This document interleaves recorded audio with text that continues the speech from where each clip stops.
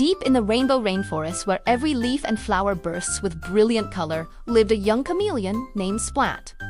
Now, as you know, chameleons are the undisputed champions of disguise. They can vanish against a scarlet hibiscus, melt into the mottled brown bark of a tree, or become one with an electric green jungle leaf. It's their special superpower. But Splat had a little problem. You could call him an over-caffeinated color changer. Whenever he got excited, or scared, or even just a tiny bit hungry, his colors would totally lose their cool. Instead of blending in, his skin would explode into a wild, clashing collage of patterns. Imagine a stripe of neon purple right next to a polka dot of hot pink with a random splash of bright orange just for fun. He looked less like a master of disguise and more like a modern art painting that had gone wonderfully, terribly wrong. "You look like a walking rainbow accident," Splat teased another chameleon named Coral, who at that very moment was completely invisible against a patch of turquoise moss. Splat would just sigh, his mismatched scales flickering with embarrassment. "I just wish I could be normal," he'd mumble to himself. "I wish I could just disappear." Because he stuck out like a sore thumb, poor Splat was always chosen last 4 games of hide-and-seek. He felt completely useless. What good was a chameleon who couldn't camouflage? One sweltering afternoon, a disaster struck the rain. The annual grapefruit feast was about to begin, but the star of the show, the legendary Glimmer-Grapes, were missing. These weren't just any grapes. They were the most delicious, sparkling fruit in the entire forest. They were usually guarded by grumpy old Professor Owl, but he dozed off on his branch. "Someone stole them!" cried Finley the Frog, his voice trembling. "We have to find them." "But how? The thief must be an expert at hiding." The call went out, and the entire rainforest mobilized. All the expert hiders, the silent chameleons, the camouflaged insects, and the stealthy snakes lunk out into the jungle to search for clues. But one by one, they all returned, completely empty-handed.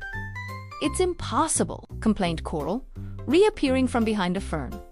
"We co-Ian spot the thief because we all too busy trying not to be spotted ourselves." It was a classic hider's dilemma.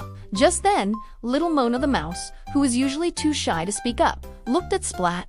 He was so nervous about the missing grapes that his skin was a frantic mix of yellow, green, and checkered red. "Splat," Mona squeaked, her tiny voice cutting through the chatter. "You're the only one who doesn't even try to hide." Maybe that's what we need." Splat was stunned. "Me? But I'm terrible at blending in," he exclaimed. "Exactly," chirped Finley the Frog, hopping with a sudden realization. "The thief is going to be on the lookout for anyone trying to be sneaky and hidden. They'll completely ignore anything that stands out." A spark of hope flickered in Splat's heart. Could his biggest weakness actually be his greatest strength? Taking a deep, shaky breath, he decided to give it a try. He focused all his energy not on hiding, but on being as loud and noticeable as he possibly could be. He scampered down a dark, dense trail, his skin flashing like a disco ball at a jungle party, bright pink, electric blue, and lime green all at once. He wasn't a searcher. He was a distraction, a brilliant, walking, talking beacon of, "Hey, look at me." As he rounded a corner, his dazzling, clashing colors practically exploded in the dim light, startling a creature who was hiding in the shadows. There, cowering behind a pile of perfectly blended brown leaves, was Silas, the sneaky spider monkey. And what was Silas doing? He was quietly counting the stolen Glimmer-Grapes, which were sitting right there in a dull brown sack. Silas jumped, his eyes wide with shock. "What in the world is that terrifying color explosion?" he shrieked, dropping the sack of grapes in his fright.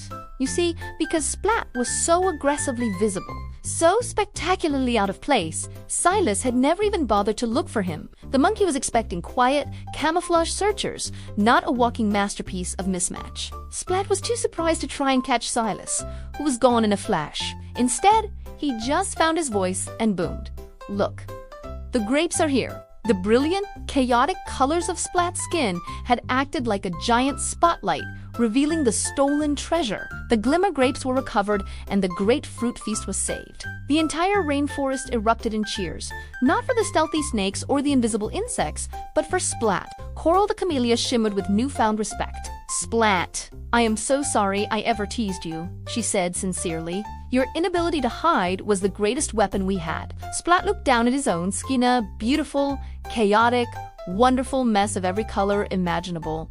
For the first time, he didn't feel shame, he felt pride. He grinned, his colors swirling with happiness. "I guess," Splat said, his voice ringing with confidence, "being perfectly imperfect is the best superpower after all. I don't need to disappear. I was born to shine." And from that day on, Splat never wished to be invisible again. He was Splat, the perfectly imperfect masterpiece and the hero of the Rainbow Rainforest. Thank you so much for watching this story with us. If you enjoyed Splat's journey, don't forget to hit that like button and subscribe for more amazing tailies. We'll see you next time.